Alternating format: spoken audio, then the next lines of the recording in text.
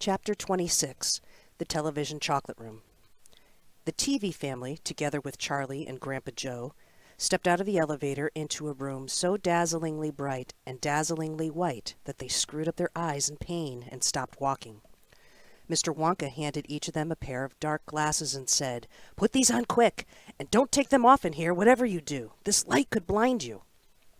As soon as Charlie had his dark glasses on, he was able to look around him in comfort. He saw a long, narrow room. The room was painted white all over. Even the floor was white, and there wasn't a speck of dust anywhere. From the ceiling, huge lamps hung down and bathed the room in a brilliant blue-white light. The room was completely bare, except at the far ends.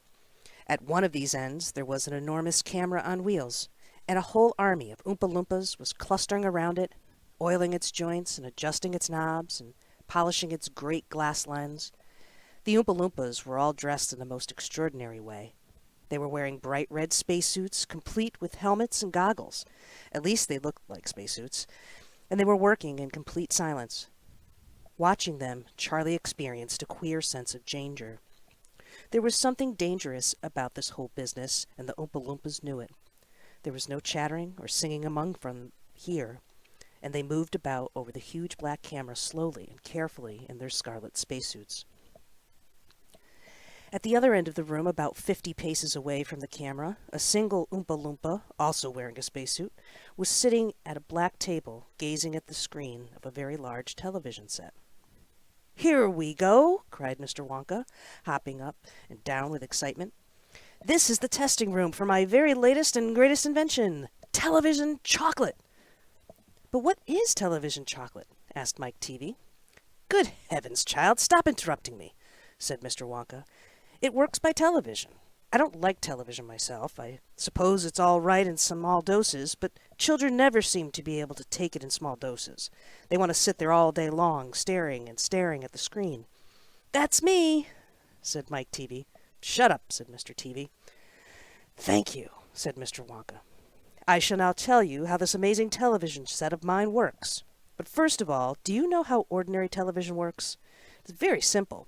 At one end, where the picture is being taken, you have a large movie camera, and you start photographing something. The photographs are then split up into millions of tiny little pieces where they are so small that you can't see them, and these little pieces are shot out into the sky by electricity.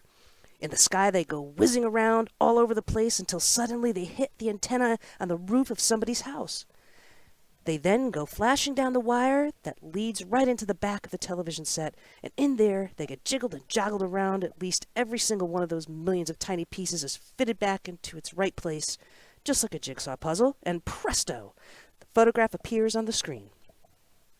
"That isn't exactly how it works," Mike Teavee said. "I'm a little deaf in my left ear," Mr. Wonka said. "You must forgive me if I don't hear everything you say." "I said that isn't exactly how it works," shouted Mike Teavee. "You're a nice boy," Mr. Wonka said, "but you talk too much. Now then, the first time I saw ordinary television working, I was struck by a tremendous idea. 'Look here,' I shouted. 'If these people can break up a photograph into millions of pieces and send the pieces whizzing through the air and then put them together again at the other end, why can't I do the same thing with a bar of chocolate? Why can't I send a real bar of chocolate whizzing through the air in tiny pieces and then put the pieces together at the other end, all ready to be eaten?' "Impossible," said Mike Teavee. "You think so?" cried Mr. Wonka. "Well, watch this. I shall now send a bar of my very best chocolate from one end of this room to the other by television. Get ready there. Bring in the chocolate." Immediately, 6 Oompa Loompas marched forward, carrying on their shoulders the most enormous bar of chocolate Charlie had ever seen. It was about the size of the mattress he slept on at home. "It has to be big," Mr. Wonka explained, "because whenever you send something by television, it always comes out much smaller than it was when it went in. Even with ordinary television, when you photograph a big man, he never comes out on your screen any taller than a pencil, does he? Here we go, then. Get ready. No, stop, hold everything. You, there, Mike Teavee, stand back. You're too close to the camera. There are dangerous rays coming out of that thing. They could break you up into a million tiny pieces in 1 second. That's why the Oompa Loompas are wearing spacesuits. The suits protect them. All right, that's better. Now then, switch on. One of the Oompa Loompas caught hold of a large switch and pulled it down.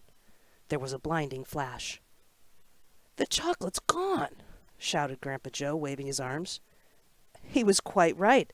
The whole enormous bar of chocolate had disappeared completely into thin air. "It's on its way!" cried Mr. Wonka. "It is now rushing through the air above our heads in a million tiny pieces. Quick, come over here!" He dashed over to the other end of the room where the large television set was standing, and the others followed him. "Watch the screen!" he cried. "Here it comes! Look!" The screen flickered and lit up. Then suddenly a small bar of chocolate appeared in the middle of the screen. "Take it!" shouted Mr. Wonka, growing more and more excited. "How can you take it?" asked Mike Teavee, laughing. "It's just a picture on a television screen." "Charlie Bucket!" cried Mr. Wonka. "You take it! Reach out and grab it!"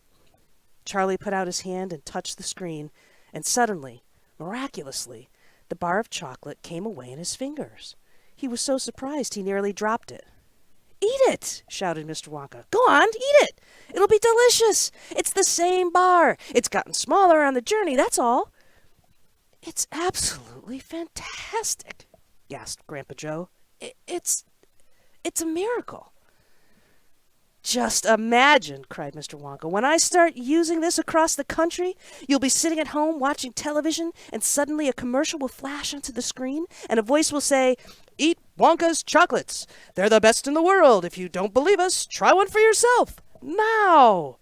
And you simply reach out and take one. How about that, huh?" "Terrific!" cried Grandpa Joe. "It will change the world."